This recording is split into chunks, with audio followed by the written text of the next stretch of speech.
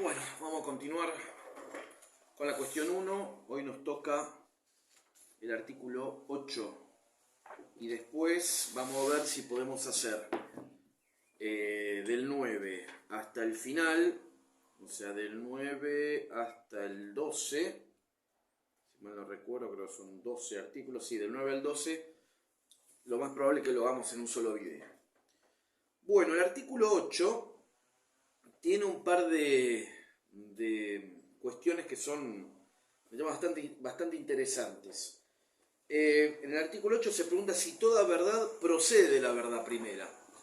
Sabemos que sí, por lo que habíamos visto en los 7 artículos anteriores. Pero acá surgen algunas dificultades, ¿no? Que están en las propias objeciones también. Si toda verdad procede de Dios, ¿qué pasa con, por ejemplo, con determinados actos malos o deformidades, como dice también Santo Tomás de Aquino? ¿Qué pasa con eso? Porque, por ejemplo, si decimos, en el caso de la ceguera, ¿no? Que decimos fulano de tal es ciego, y es verdad que fulano de tal es ciego, uno dirá, bueno, entonces Dios podría, si Dios es causa de toda verdad, Dios sería causa, ¿no?, eficiente de la ceguera o causa eficiente del mal en general, ¿no? Y eso obviamente no le compete a Dios. Eso no puede ser. El tema está cómo se soluciona esto. Entonces, podemos empezar a hacer algunas distinciones, ¿no?, para ir aclarando algunas cosas. Bueno, tiene también que ver con el tema de la permisión divina, ¿no? O sea, Dios no puede causar el mal, Dios no puede causar el error, pero Dios puede permitirlo. Eso después más adelante lo veremos. Pero bueno, vamos a ir clarificando algunas cosas.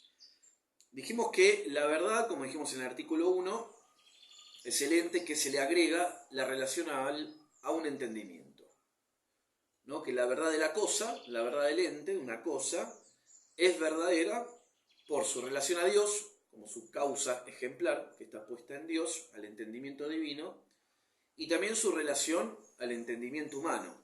De ahí radica su verdad. Por eso, si no hubiese ningún tipo de entendimiento, hipotéticamente hablando, la cosa en sí no podría ser verdadera. Entonces, decimos que la cosa, el ente, es verdadero porque se adecúa al entendimiento humano o al entendimiento divino que dijimos recién.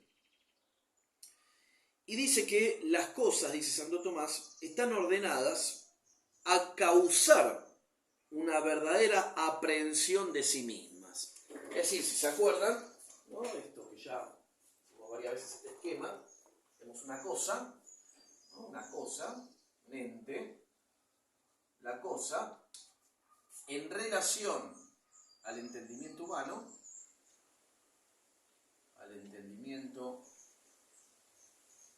humano, dijimos que es causa, ¿no? La cosa es causa de la verdad en el entendimiento humano. O sea, ¿de dónde obtenemos la ciencia?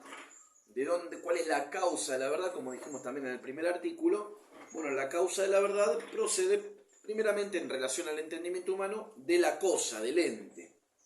Que a su vez, obviamente, que la cosa, ¿no?, la cosa es medida, esto ya lo dijimos varias veces, es medida por el entendimiento divino. O sea, ¿cuál es la causa de la verdad de la cosa? La causa de la verdad de la cosa es el entendimiento divino. La cosa es medida por el entendimiento divino y al mismo tiempo la cosa mide al entendimiento humano. Por lo tanto, el entendimiento humano es medido por la cosa. Esto lo habíamos dicho ya. Bien, entonces las cosas, los entes, están ordenados a causar una verdadera aprehensión de sí mismas, ¿no? Una verdadera aprehensión de sí misma. ¿Por qué? Porque dijimos que si la verdad es la adecuación del ente al entendimiento, ¿no?, tiene como fin la cosa, en su aspecto verdadero, tiene como fin la cosa el entendimiento, ¿no? O sea, están hechas para un entendimiento. sea que el fin entonces es propiamente el entendimiento, en este caso el entendimiento humano, ¿no? Ahora bien, dice, pero ¿qué es lo que tiene el ente, ¿no? ¿Qué es lo que tiene el ente, de algún modo, que pueda causar? ¿Qué es lo que tiene el ente que pueda causar justamente la verdad en el entendimiento? Bueno, lo que tiene es que el ente tiene que ser. El ente, la cosa es. Tiene el ser. Tiene ser. ¿No? Tiene el ser. Que el ser es causado por Dios. Y el ser de las cosas, el ser, ¿no? Lo que recibe el ser, ¿en dónde se recibe el ser de las cosas? Se recibe en la forma. En la forma, ¿no? Siguiendo Aristóteles. La forma. Que esta forma, no lo dice acá el texto, pero para aclarar un poco, no es el principio de operaciones de un sujeto, es la naturaleza de algo. O sea, la forma unida a la materia, como dice Aristóteles, la forma unida a la materia, forman la esencia de ese algo, ¿no? Una realidad sustancial. Pero bueno, lo que estructura a la materia, lo que le da el ser a la materia, es la forma de ese ente, ¿no? Que le comunica el ser a esa materia. Ahora bien, la forma puede ser una forma sustancial, la forma sustancial, ¿no? O sea, lo que estructura la esencia de ese ente. Por ejemplo, decimos que la forma sustancial de Juan, que es su alma, es ser hombre, ¿no? La esencia de Juan es ser hombre. Bien, ¿qué le da el ser hombre a Juan? Bueno, se lo da la esencia, ¿no? Que es la forma unida con la materia.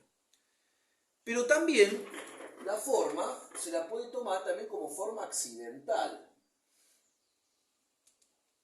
Accidental, ¿no? O sea, por ejemplo, decimos Sócrates es blanco. Bueno, la blancura en Sócrates es una forma accidental. Es algo real en Sócrates la blancura.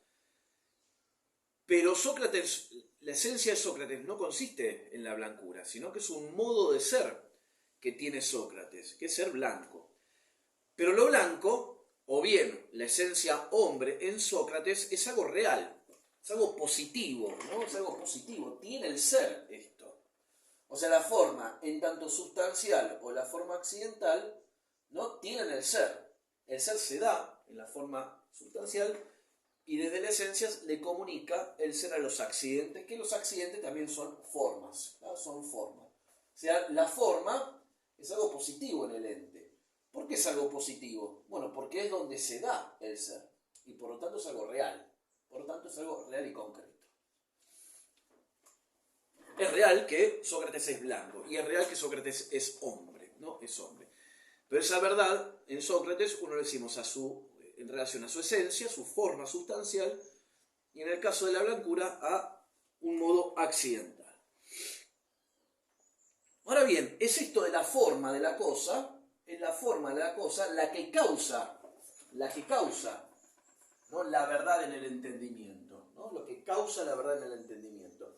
Lo que pasa es que la verdad en el entendimiento procede de la forma de la cosa, tanto accidental como sustancial o esencial, y es en el juicio, como habíamos dicho también, en el juicio en donde el entendimiento vuelve a la cosa, ¿no? Y juzga lo que la cosa es. Por eso el entendimiento ponía algo de suyo en la verdad, que es el tema de la capacidad de juzgar, cuando juzga. Y dice realmente lo que la cosa es. Dice realmente lo que la cosa es. Ahora bien, decimos entonces que las formas están ordenadas, las cosas están ordenadas a causar una verdadera aprehensión de sí mismas, ¿no? Tienen su fin en el entendimiento humano. Pero decimos también, ¿qué pasa, por ejemplo, cuando decimos Sócrates es hombre, Sócrates es blanco, ¿no? Es evidente que la blancura y la humanidad en Sócrates son algo real y causan en el entendimiento humano esa verdad. Ahora, ¿qué pasa cuando digo, por ejemplo, Sócrates es ciego? ¿No? Es ciego. Y vamos a suponer que Sócrates es verdaderamente ciego. O sea, hay una verdad ahí. Si Sócrates es ciego, si Juan es ciego, ¿no? Si Juan es ciego, decimos entonces que hay una verdad. Pero la ceguera en sí misma no es una entidad. O sea, la ceguera en sí no es una forma. No hay una forma, se ve, de la ceguera.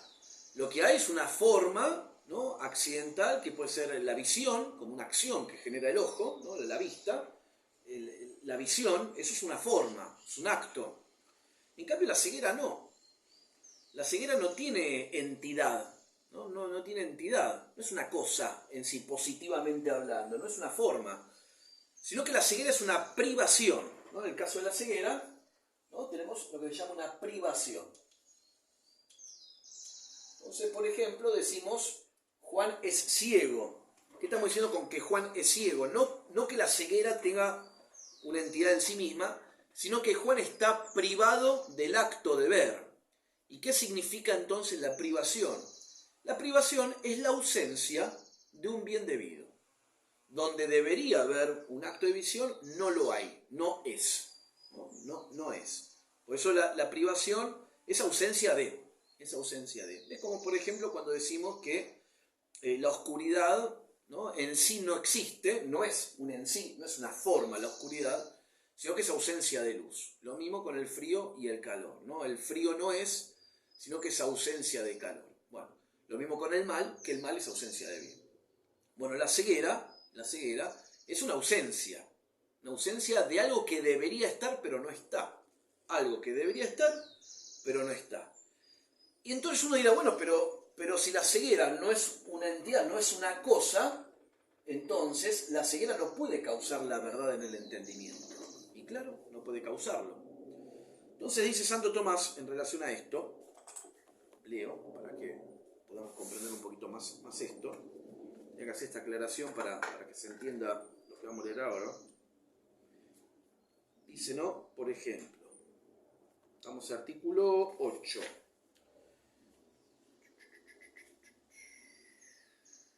Bueno, decimos entonces, que tengan las objeciones acá. Dice, y así resulta claro, ¿no? Resulta claro que cuando se dice verdadera piedra que tiene entidad, ¿no?, o verdadera ceguera, la verdad no significa lo mismo en los dos casos. La verdad en cuanto a verdadera piedra, la verdad en cuanto a verdadera ceguera. Pues la verdad dicha de la piedra encierra en su noción de entidad de la piedra y añade una relación al entendimiento, que está fundada en la misma cosa, pues algo tiene esta, la piedra, en virtud de la cual puede referirse al entendimiento. Como la piedra positivamente existe, tiene el ser, la piedra, bueno, la piedra, el juicio verdadera piedra, ¿no?, verdadera piedra, la realidad, la cosa en la que está fundando ese juicio. O sea que la causa de que sea verdadera piedra procede de la propia piedra, ¿no? Positivamente, causa efectivamente, es una causa eficiente, causa efectivamente el ente piedra, ¿no?, causa algo en el entendimiento por la cual el entendimiento puede juzgar que es verdadera piedra. Pero la verdad dicha de la ceguera, segundo caso, pero la verdad dicha de la ceguera no incluye en sí misma la privación que es la ceguera, sino solamente la relación de la ceguera al entendimiento, relación que no tiene en la ceguera fundamento alguno, no tiene en la ceguera fundamento alguno, ya que la ceguera no se adecúa al entendimiento por algo positivo que sí tenga. ¿Se entiende? O sea, lo que decíamos recién, como la ceguera es privación de un ser, en el caso del juicio verdadero, Juan es ciego, la ceguera no está causando la verdad del juicio, sino que al contrario, es el entendimiento como que se da cuenta, vamos a ponerlo así, que allí donde debería haber un acto de visión no lo está. O sea, hay una ausencia, ¿no?, una ausencia de un bien que debería estar. Es el entendimiento quien se da cuenta de esto. Juan, que tiene ojos, y los ojos son algo positivo, y que debería, su acto, ¿se ve?, su acto, crear el acto de la visión, ¿no?, el acto de ver, cuando el entendimiento ve que eso no está, se da cuenta que ahí debería estar, pero no está. O sea, que no es la causa de la verdad del juicio, cuando decimos el juicio, Juan es ciego, ¿no? O la ceguera es algo verdadero. No estamos diciendo que el juicio de la ceguera es verdadero, la causa proceda positivamente de la ceguera. No puede proceder positivamente de la ceguera porque la ceguera es una ausencia de la visión, es una privación, es una privación. Es pues evidente, dice, que la verdad existente en las cosas creadas no puede comprender sino la entidad de la cosa y la adecuación de la cosa al entendimiento. En el caso de la verdad de la piedra, decimos que entonces es pues evidente que la verdad existente en la cosa creada, la piedra, no puede comprender sino la entidad de la cosa y la adecuación de la cosa, de la piedra, al entendimiento. O bien, la adecuación del entendimiento a la cosa o las privaciones de las cosas. O las privaciones de las cosas. El entendimiento cuando se adecua a las privaciones de las cosas. No es que la privación causa, sino que el entendimiento se adecua a algo que debería estar y no está. Todo lo cual procede de Dios. Porque no solo la forma misma de la cosa, por la cual ésta se adecua, proviene de Dios, sino que también procede de Él, procede de Dios, la misma verdad en cuanto bien del entendimiento. En cuanto bien del entendimiento. Entonces, toda verdad procede de Dios. Esto ya lo dijimos en los siguientes artículos. Ahora, si es verdad que Juan es ciego, ¿no? La verdad de la ceguera, ¿no? Que no procede en sí de la cosa, no procede en sí de la cosa, pero que es verdadero, toda verdad tiene que proceder de Dios. Ahora, dice lo siguiente, ¿no? Dice, como dice Aristóteles en su Ética, el bien de cada cosa, consiste en la perfecta operación de ella, ¿no? El bien de la tiza consiste, por ejemplo, en escribir. El bien del ojo consiste en ver. Y no hay operación perfecta del entendimiento, sino cuando conoce la verdad. O sea, ¿cuál es el fin propio del entendimiento? Cuando se perfecciona el entendimiento, se perfecciona cuando conoce la verdad. El entendimiento está hecho para la verdad. Por lo que en esto consiste el bien del entendimiento en cuanto tal. Luego, como todo bien procede de Dios, y también toda forma, es necesario decir de un modo absoluto que toda verdad procede de Dios. Es decir, es como que, ¿no? En relación a esto, la cosa causa el entendimiento humano, o sea, la forma de la cosa causa la verdad en el entendimiento humano, y el entendimiento humano cuando juzga, ¿no? Se adecua, hay una adecuación, se adecua, y acá tenemos verdad. Esto es una piedra, es verdadero. Pero no solamente cuando se adecua la forma de la cosa, sino también cuando el entendimiento humano, se adecua a una privación. Pero que en la realidad no está, es un bien, es la ausencia de un bien debido. ¿Se entiende? Ahora, si acá hay verdad, cuando el entendimiento se adecua efectivamente a una privación, acá tenemos verdad. Cuando el entendimiento se adecua a una forma, o sea, algo existente positivamente, la privación negativamente, pues es una ausencia de un bien debido, cuando el entendimiento también se adecua a una forma que realmente tiene entidad y que eso es lo que causa la verdad del entendimiento, acá también tenemos verdad. Nada más que la privación no causa la verdad del entendimiento, sino que el entendimiento se adecua a algo que debería estar pero no está. Y ahí tenemos verdad. Y en definitiva, como todo bien, también procede de Dios, como todo bien procede de Dios, y tenemos que toda forma, o sea, todo ente es bueno, también procede de Dios, es causa del ser, procede de Dios. Y también decimos entonces que toda verdad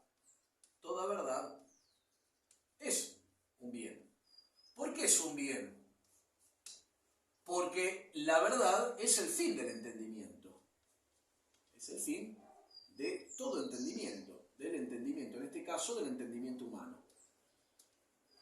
O de todo entendimiento, ¿no? En este caso del entendimiento humano. Y si todo bien procede de Dios, entonces toda verdad también procede de Dios, y hasta la verdad, por ejemplo, del entendimiento cuando se adecua a un juicio. Por eso cuando decimos Juan es ciego, y es verdad que Juan es ciego, esa verdad procede en definitiva de Dios, que es causa de toda verdad. Pero no quiere decir, no se sigue, que Dios cause la ceguera en Juan, ¿no? Es como el tema del mal. O sea, Dios conoce el mal, ¿no? Conoce el mal moral, ¿no? De los actos inmorales que realiza el hombre, de la maldad que realiza el hombre, los conoce, los permite, pero no quiere decir que los cause.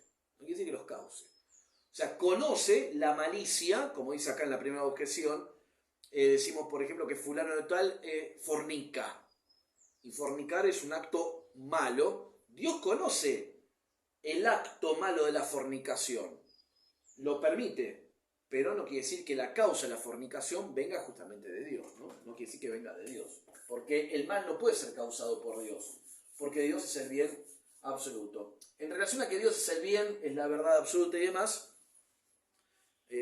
yo tengo un video grabado sobre el tema de la cuarta vía, de las 5 vías de la demostración de la existencia de Dios, que ahí están un poco los fundamentos metafísicos, ¿no? Para esto. Es decir, por qué Dios es la verdad, es el bien, ¿no? Es el ser, ¿no? Son los famosos trascendentales. Bueno, muy bien. Dice entonces, ¿no? Todo bien procede de Dios, y también toda forma. Es necesario decir de un modo absoluto que toda verdad procede de Dios, ¿no? Que toda verdad procede de Dios. Por eso también hay una serie de objeciones en relación a la deformidad y los defectos. Dice que la deformidad y los defectos no provienen de Dios, sino que la verdad de la deformidad y de los defectos proceden de Dios. La verdad de la deformidad, la verdad del defecto procede de Dios en cuanto que son verdaderos, ¿no? En cuanto que son verdaderos, pero no quiere decir que los cause. Dice, porque son verdad en cuanto designan adecuación al entendimiento, ¿no? Toda verdad hace referencia al entendimiento, su adecuación al entendimiento. O sea, el entendimiento se adecua cuando dice que Juan es ciego, sí, se adecua. Y si el entendimiento se está adecuando a una privación, que es la ceguera, cuando afirma Juan es ciego, hay una adecuación del entendimiento a una privación, y ahí se da el acto veritativo, ahí hay verdad, y como toda verdad procede de Dios, Dios conoce esa verdad. Por eso Dios, en el acto de la permisión, ¿no? El acto de la permisión, Dios puede permitir, de alguna manera, una deformidad, puede permitir el mal. Dice, en cuanto a la permisión, a ver si encuentro la objeción a esto, la respuesta, así la leo directamente del libro. Dice acá, ¿no? Leo la objeción y leo la respuesta de Santo Tomás, que es la 4.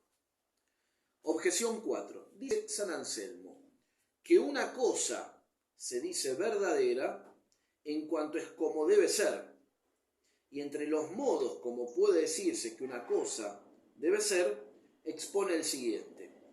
Se dice que una cosa debe ser como es porque ocurre con la permisión de Dios. Pero la permisión de Dios se extiende incluso a la deformidad de un acto. Luego, la verdad de la cosa también debe extenderse hasta esta deformidad.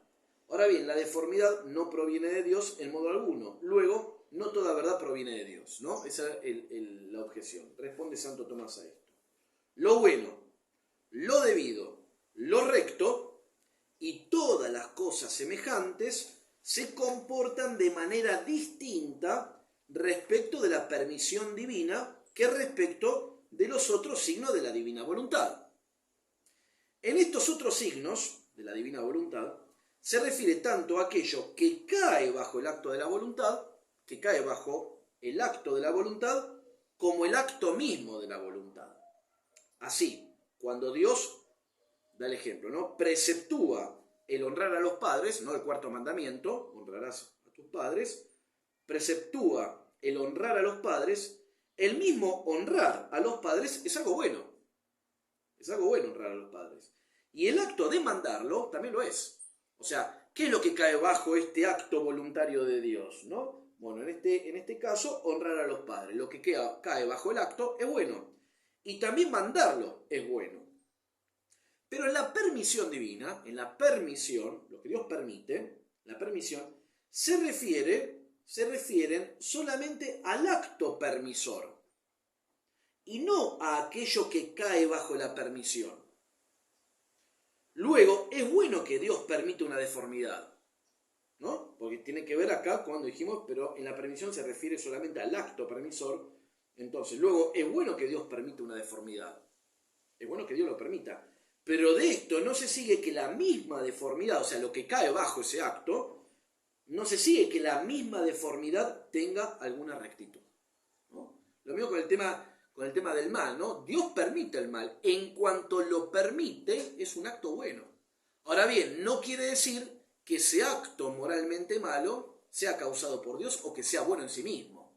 Que Dios lo permita no significa que en sí mismo sea bueno. Así como refuta, ¿no? Y hay un par de elementos más, ¿no? Dice, por ejemplo, en relación al mal, y cerramos con esto, en las últimas dos objeciones, la 7 y la 8, dice la 7.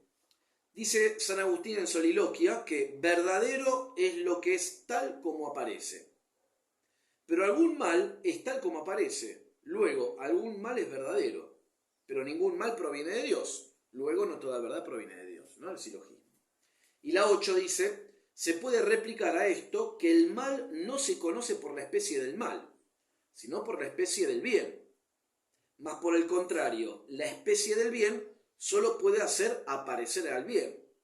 Luego, si el mal no se conoce, sino por la especie del bien, porque es una privación, nunca aparecerá el mal, sino solo el bien, lo que es falso. Responde Santo Tomás y cerramos con esto. Aunque el mal, respuesta a la objeción 7, aunque el mal no provenga de Dios, Dios no puede causar el mal porque Dios es infinitamente bueno, aunque el mal no provenga de Dios, sin embargo, el que el mal sea juzgado tal cual es, sí que procede de Dios, de donde la verdad por la cual es verdadero que el mal existe, procede ciertamente de Dios. Entonces, el mal no procede de Dios, sin embargo, el que el mal sea juzgado tal cual es, sea juzgado como malo este acto, sea juzgado como malo, sí que procede de Dios. De donde la verdad, por la cual es verdadero que el mal existe, procede ciertamente de Dios. Es verdad que este acto es malo. En cuanto es verdad que este acto es malo, eso procede de Dios. En cuanto a que es verdad que el acto es malo. No el acto malo en sí, sino que la verdad del acto malo. Y la respuesta a la objeción 8 dice, aunque el mal no obre en el alma, sino por la especie del bien, sin embargo, como es un bien deficiente, el mal es un bien deficiente, es una ausencia de bien, el mal, entonces el mal es un bien deficiente, como es un bien deficiente, el alma forma en sí, el entendimiento o el alma forma en sí, la noción de defecto. Y de este modo concibe la noción de mal, puede tener la noción de mal. Y así el mal es conocido como mal. Repito, aunque el mal no obre en el alma, sino por la especie de bien, porque el mal es una privación, es como el caso de la ceguera, como es una privación, ¿no? Sin embargo, como es un bien deficiente, el mal es un bien deficiente, o sea, ausencia o falta de bien, el alma, o una deformación definitiva del bien, el alma forma en sí la noción de defecto. O sea, ¿cómo formo la noción de mal en mi mente? Bueno, a partir del bien. Porque como el mal es una ausencia de un bien debido, es ausencia de un bien debido, y por lo tanto el mal es un bien deficiente, y como nosotros conocemos las cosas primeramente positivas, ¿no? Conozco la visión, por lo tanto, como conozco la visión, que es algo positivo, por lo tanto, puedo conocer la ceguera. Entonces dice, y así la noción de defecto. Y de este modo concibe la noción de mal. Y así el mal es conocido como mal. O sea, no es que cuando yo tengo el concepto de mal, la noción de mal, no quiere decir que en la realidad exista el mal en sí mismo, como una forma. en la cual, como el mal es una forma, entonces puedo conocer, formar la noción de mal. No. El mal es una ausencia, es una privación. Toda forma es buena. Entonces, como conozco de la cosa el bien, cuando justamente no se da ese bien, puedo formar la noción de mal, como ausencia de un bien o un bien deficiente, o como un bien deficiente. Así que, bueno, esto es lo último, bastante interesante es el artículo este, después se va a retomar en algunos otros elementos, también el tema del mal, pero bueno, básicamente es esto, ¿no? Básicamente es esto. Así que bueno, nada más, nos quedaría el artículo 9, 10, 11 y 12, que probablemente podamos hacerlo en un solo video, ¿no? En un solo video. Y si no se puede hacer en un solo video, bueno, lo haremos en dos y listo. En principio lo haremos en uno. Bueno, nada más.